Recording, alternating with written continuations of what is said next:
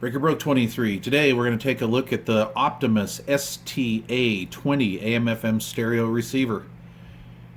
This is a very neat little package. It's not a very big unit. It's actually quite small, and I'll post the dimensions down below. It's an AM/FM receiver with a phono input, which was kind of neat, and then a CD tape input. It has auxiliary input on the back, and you can also do CD tape input. And the deal was back in the early days of the little CD portable, like Walkman type CD players, you could just plug that in there. So we'll start over here. We have the on-off power switch. We have a 3.5 millimeter or 1/8 inch jack stereo headphone jack. We have CD tape input. When you plug a 3.5 millimeter plug into this, it disables the input jack off the back. We have a tone control, just high and low tone control, so there's no separate bass and treble. We have balance control, loudness control, the volume.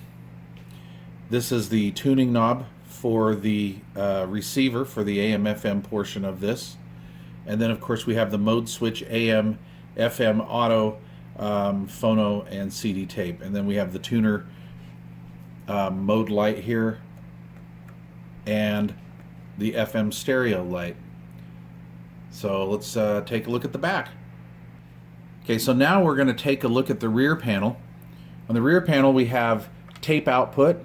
This is a fixed output, so the output here cannot be controlled by the volume control on the unit. So some people have said, well, I'd like to hook these little units up to my big amplifier. Well, you can't really do that unless your main amplifier that you're going to hook this to actually has a volume control on it.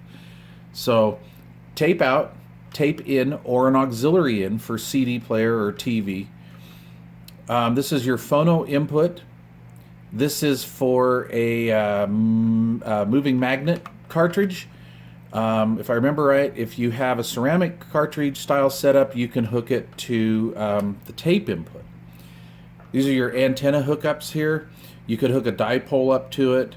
The AM antenna is an internal antenna. For the FM, this has this line cord type antenna on here that works very well. So you can just hook that up, so there's no need for any of that. But if you live in a rural area, you can do a dipole on there and get pretty darn good reception. This thing actually has a very good tuner in it. This is your EQ mode switch, and this is kind of a neat little thing they did. This will boost your highs and your lows, because remember, on the front you only have a tone control, no separate bass and treble. So this boosts in an area of high frequency and then low frequency as well. And the EQing is very nice. When you use this EQ mode on a pair of small bookshelf speakers, they really do come alive. And then of course your left and right speaker outputs, and then your cord here for your 110 volt. This was kind of interesting on here. There's no strain relief on here. It just kind of floats in this hole. The strain relief is actually internal, which is kind of interesting. So that is the rear panel. Okay, so that's a pretty general overview of this little receiver. It's very compact in size. I'm going to say this is about 2.5 inches tall, and it's roughly about 10 or so inches wide, and maybe about 5 or 6 deep. And I can put that down in the description as far as the physical size goes. But yeah, kind of cool. It's 5 watts per channel. Minimum RMS at 10 ohms. If I remember right, I looked at this and they were UPC 1238 audio ICs in here, and those are approximately 10 watt ICs. So, you know, it is fairly conservatively rated actually. Frequency response was from 40 to 20,000 hertz. So, you know, not bad.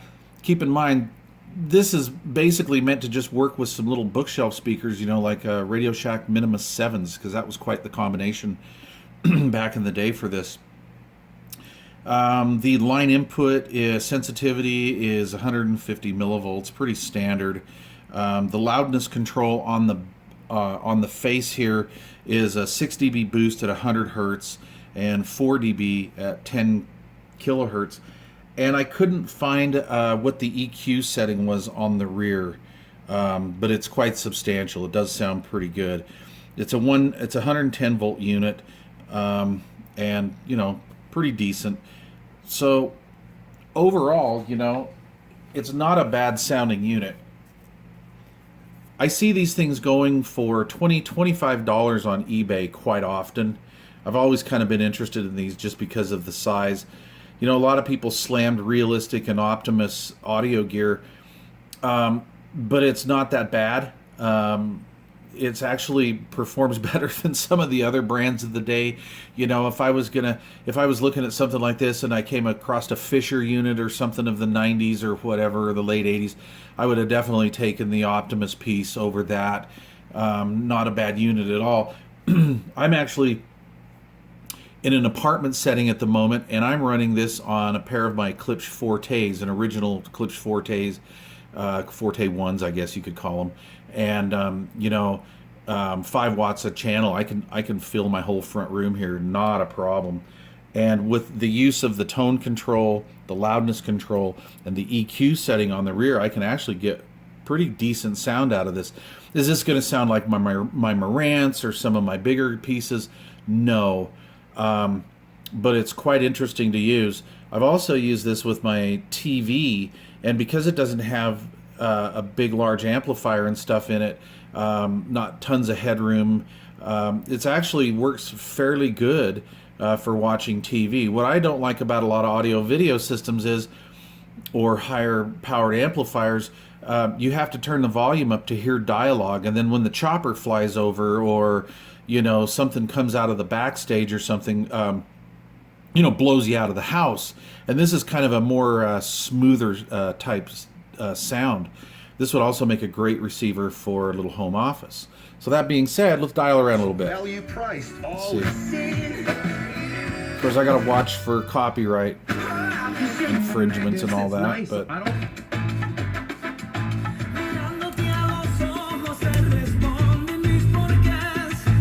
so I can actually make it sound pretty good.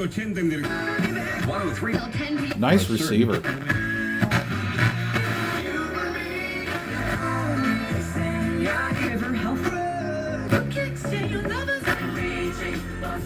Put them in that.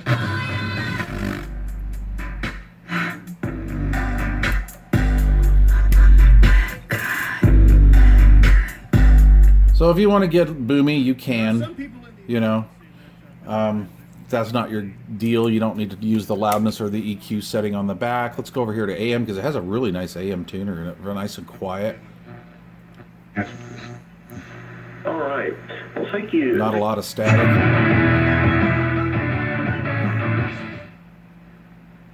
Answer me, amen. 201, most of that is going to be between Bangerter Highway and 5600 West. And we also have traffic filling in Walk that street. Covering voice services and So, yeah, not bad. So, let's see. I picked this up $6.99 at the thrift store in freaking awesome condition. I've gone through here, cleaned all the pots and everything, and it was a little dirty. We had some scratchy pots and stuff in here. But, yeah, it worked out really nice.